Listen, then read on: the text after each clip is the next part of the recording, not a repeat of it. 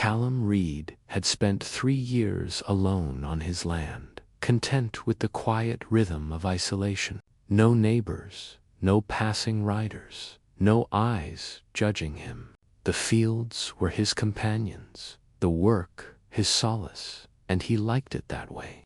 But that morning, as he checked the fence line near the east pasture, he froze. A woman on horseback sat 50 yards away, perfectly still, watching him. Her horse grazed lazily, yet the presence of this stranger sent his heart soaring and sinking at once. She was not from town. He knew every person there and her posture. Her clothes, the way she held the reins with effortless control, marked her as Apache. She looked at him directly, eyes sharp, calculating, assessing. Callum's hands tightened around the hammer he carried, unsure whether it was weapon or useless object. She moved closer, deliberate and unhurried, the fringes of her clothing catching sunlight as if signaling that she had come for a purpose, not by chance. 10 feet away, he felt the weight of her gaze, measured and precise, as though she could see every flaw and virtue at once. Then her voice came, calm and startling. "I want a child from you." The words struck him like a thunderclap, and the hammer slipped from his hand to the dirt. She did not soften them. She did not explain. She simply waited. Callum's mind raced with disbelief. No woman rode up to a stranger and demanded something so impossible, so intimate. He shook his head reflexively. She tilted her head, observing him with calm intensity. "You live alone. You work this land alone. No wife, no family nearby." Her words pressed against him like a weight he could not lift. When she dismounted, the details became undeniable. The beadwork on her clothing, a faint scar along her jawline, the absolute certainty in her eyes. She approached, giving him time to flinch, and touched his forearm lightly. That simple contact made him forget how to breathe. She was warm, alive, and unyielding. "I'll come back tomorrow," she said, mounting her horse. Callum remained frozen, realizing he did not even know her name. He wanted her to go, but another part of him, a quiet, dangerous part, wanted her to stay. That night, he lay awake, staring at the ceiling beams, replaying her words over and over. "I want a child from you." The audacity, the impossibility, and the simple, unwavering tone shattered the walls he had built around himself. By dawn, he had resolved that he would tell her no. He did not know her. She did not know him. He was nobody's choice. And yet, as he carried out his morning chores with mechanical precision, he saw her again, the same spot, the same stillness, horse grazing while she watched him. His carefully rehearsed refusal evaporated, and instinctively he walked toward her, drawn as if by gravity he could not resist. "I don't even know your name," he said, voice rough, and she replied simply, "Kiona." The name felt foreign, sharp, and alive. And as he looked into her eyes, he understood that something in his world had shifted forever, that isolation had ended before he had even chosen to allow it. The morning after Kiona's startling declaration, Callum woke to the soft murmur of wind through the prairie, each gust reminding him that the world beyond his solitude still moved, relentless and indifferent, yet somehow more urgent than before. He had spent years convincing himself that isolation was strength, that needing nothing from anyone meant he could endure anything. But Kiona had shattered that fragile conviction with 6 simple words. And now her presence lingered in every corner of his mind, in every shadow cast across the fields. her gaze and her purpose haunting him with an intensity he had never known. And when he ventured outside to check the horses, he found her waiting again, same spot, same calm resolve.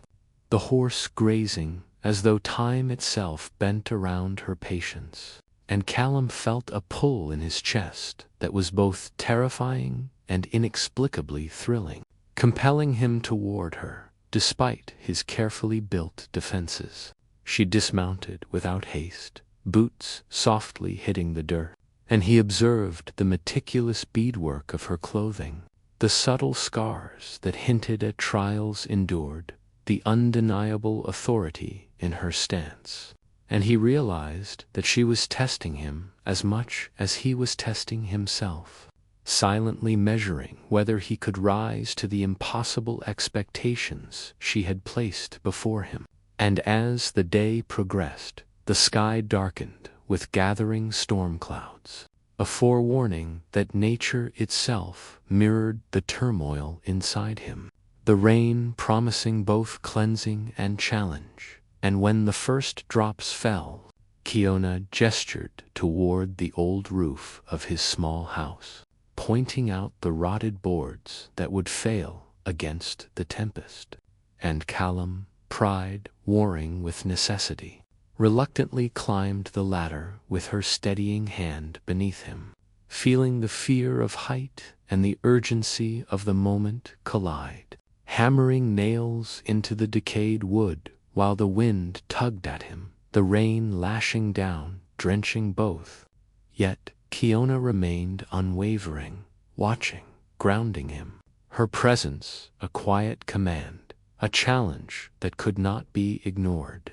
Each board replaced, each nail driven, each gust endured, became a test not only of skill but of character. And Callum felt the strange thrill of proving to someone, for the first time in years, that he could rise to meet expectation without faltering. The storm outside echoing the storm of his own heart, fierce yet purifying.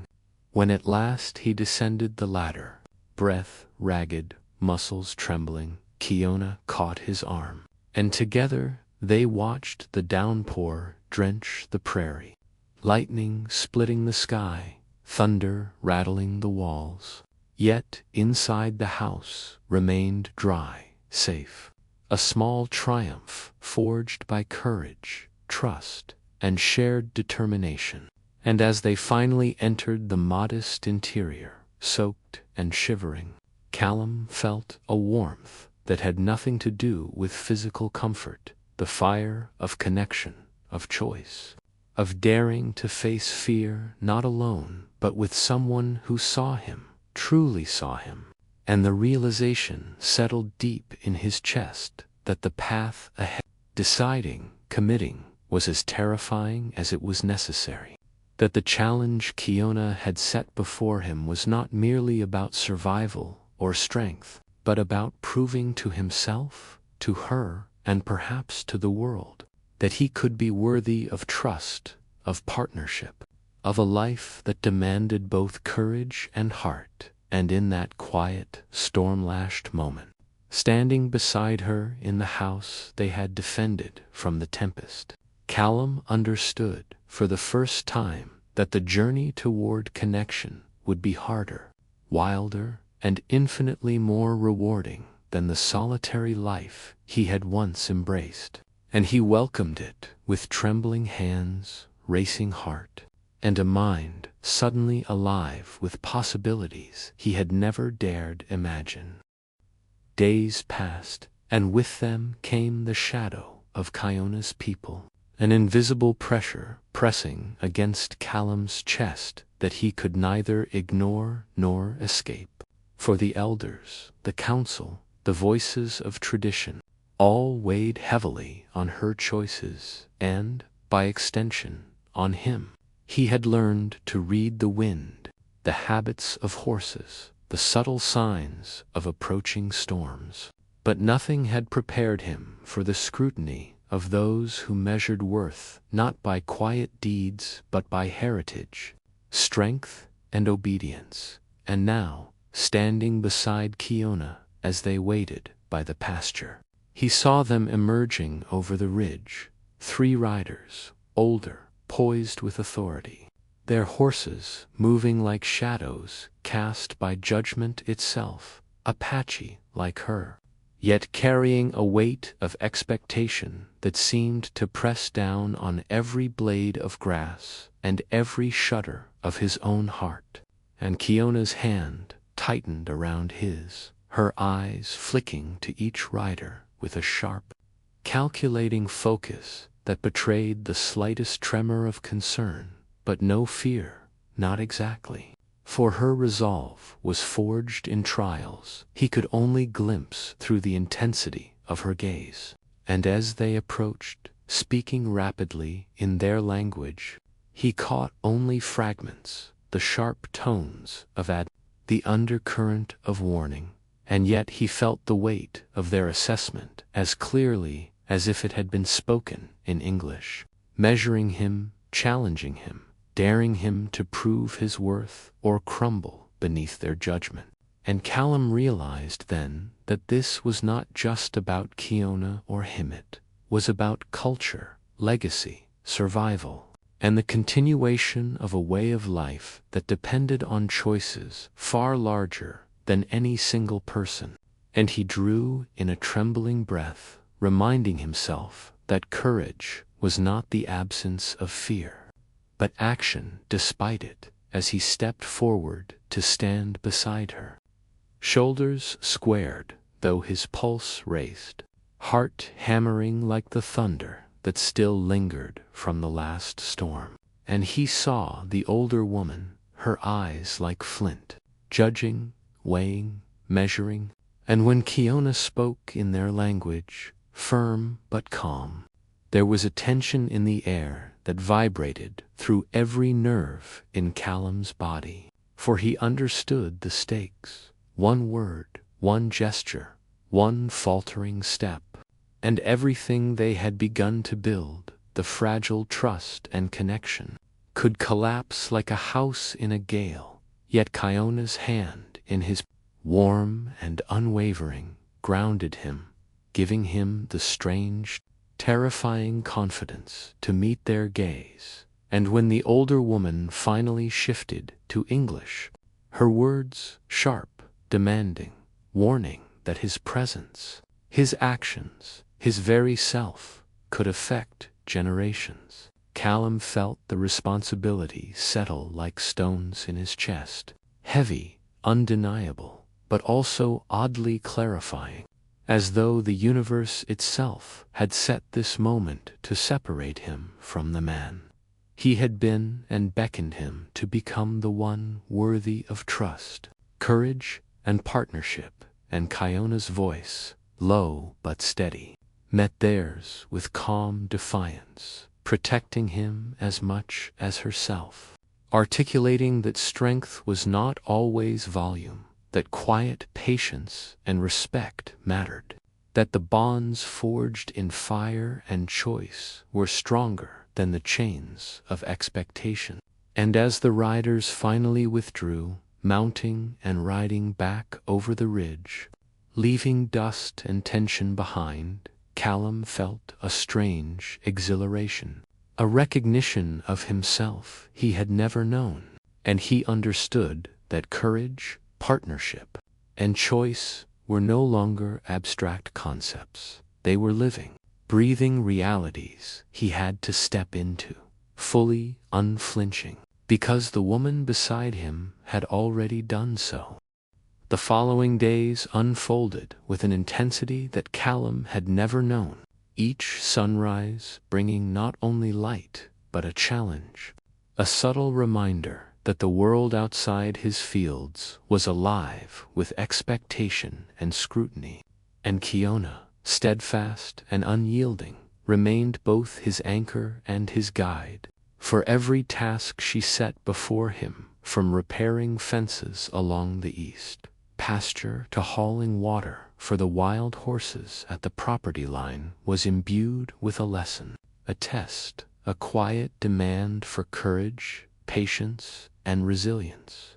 He had grown accustomed to the solitary rhythm of farm life, the mechanical repetition of chores that left no room for hesitation. Yet now each movement carried weight beyond mere survival, as though the land itself bore witness to the choices being made, the strength being measured, and the character being forged in the crucible of shared purpose. And when Kiona called him to help with the storm-battered roof, the stakes were immediate, tangible, as lightning split the sky above, rain slicing through the prairie like shards of silver. And Callum, hands trembling, gripped the ladder while she steadied it below, her eyes steady and assessing, her presence demanding more than his skillet demanded his resolve. And each nail driven, each board replaced, became a testament to his ability to face fear without retreat, to act despite uncertainty, to trust in both his hands and the woman beside him, who refused to do the work for him, yet provided the quiet support that made it possible. And as the storm raged, water streaming down the sides of the small farmhouse, the wind howling through the cracks, he felt a surge of adrenaline and connection, realizing that every choice, every moment of deliberate action was reshaping him, redefining the man who had once lived alone, fearful and hesitant. And with each gust, each splintered board replaced, he understood that strength was not merely measured in physical endurance, but in presence, in courage to act when the world seemed indifferent, in willingness to expose oneself to risk for the sake of protection, for the sake of partnership, for the sake of love. And when at last he descended, soaked, exhausted, yet exhilarated, Kiona's hand found his, their fingers intertwining, grounding him, reminding him that the trials were not solitary, that the bonds forged in fire and labor were the true measure of trust and worth. And as they watched the storm move away, the prairie glistening in the aftermath, Callum felt a profound shift within himself, the solitude of years giving way to a newfound awareness that life, courage, and connection were inseparable, that the trials Kiona had brought to him were not merely tests of survival, but of character, and that he, for the first time in his life, could meet them fully without flinching, because beside him stood a woman whose faith, patience, and strength demanded no less. And he understood that the journey forward would be neither easy nor predictable. Yet it was theirs to face together, hand in hand, heart aligned with heart, ready to confront whatever storms, literal or metaphorical, might arrive. For, in the shadow of fear and rain, Callum discovered a truth he could no longer deny. Courage was contagious, trust was earned, and love was the fiercest, most transformative challenge of all. The morning sun rose over the prairie with a golden clarity that seemed almost celebratory, illuminating the land that had witnessed Callum's transformation from a solitary, hesitant farmer into a man willing to confront fear, embrace challenge, and trust in the strength of another. And as he stepped outside, he found Kiona already waiting, her posture calm but radiating determination, the air between them charged with unspoken understanding. For they both knew that the choices ahead were irreversible, that the promise of life, partnership, and legacy carried weight far beyond any individual desire. And as they walked together toward the small house, every step felt purposeful, every glance exchanged a silent vow, a recognition of courage earned and trust given freely, the prairie stretching endlessly around them, the wind carrying whispers of resilience.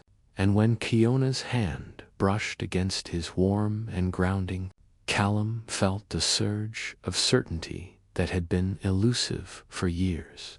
The certainty that he could stand beside her, protect, nurture, and share in the life they were building.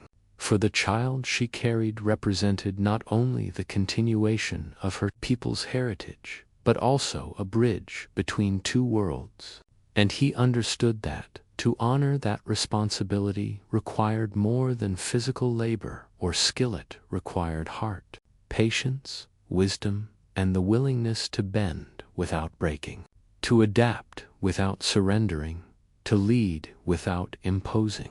And together they prepared for the days ahead, planning, talking, learning, and laughing in moments that were fleeting yet precious. And when the Apache elders returned, their expressions softened with cautious recognition, acknowledging the choices that had been made and the courage displayed. And Callum felt the weight of approval and expectation settle in a way that was neither burdensome nor frightening, but affirming, a testament to the growth he had undergone, the lessons learned, and the trust earned.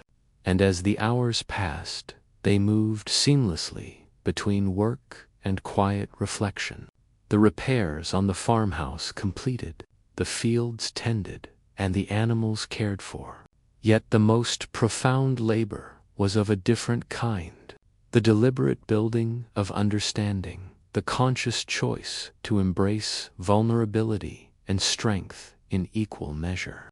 And when twilight fell, painting the prairie in hues of amber and rose, they stood together at the threshold of the house, hand in hand, feeling the steady rhythm of life within and without, the world continuing indifferent.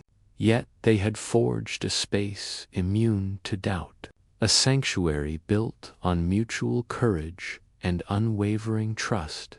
And in that quiet, sacred moment, Callum realized that he no longer feared solitude, storms, or the unknown, for he had discovered the transformative power of choice, the unshakable strength of partnership, and the extraordinary gift of love that demanded bravery, vulnerability, and unwavering presence. And as Kiona leaned into him, the child within her moving like a heartbeat, echoing their unity, he understood that the future, unpredictable, wild, and challenging, was theirs to shape together, a canvas painted with courage, commitment, and the enduring truth that when two hearts choose to face the world side by side, even the fiercest storms become bearable, even the most daunting challenges surmountable. And in the glow of the fading sun, with the prairie stretching endlessly around them, they shared a quiet kiss, a promise, and the profound knowledge that everything had begun the day she rode up to his fence and said 6 words that changed his life forever.